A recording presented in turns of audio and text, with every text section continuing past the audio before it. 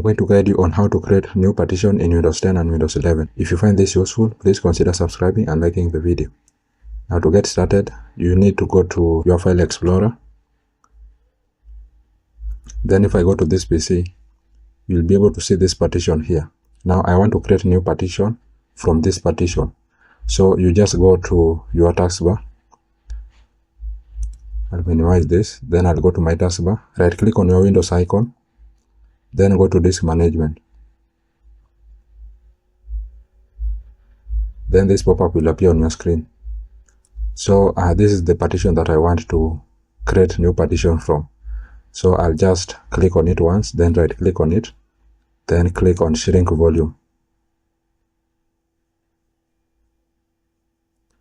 Then as you can see, querying shrink space. So let us just give it a little bit of time for it to finish.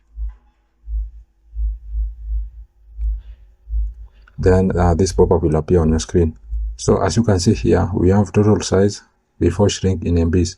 So this is the total size of this disk. Now if I push this on this side, you are going to see the total size for this disk is 651,377. Then size of available shrink space in MB. So this is the size available. So I want to shrink this size available. I'm going to divide it into 2, 850,00. So I've divided this roughly by 2. Then I've entered 850,00. So once you've identified that, you just click on shrink. Then as you can see, it has already been shrunk. So in order to create a new volume, you're just going to click on it once, then right click, then new simple volume, then next, then next, then next, then next, then finish. Then this volume will be created. Then as you can see, the volume has been created. Now if you go to this PC, you'll be able to see the volume here.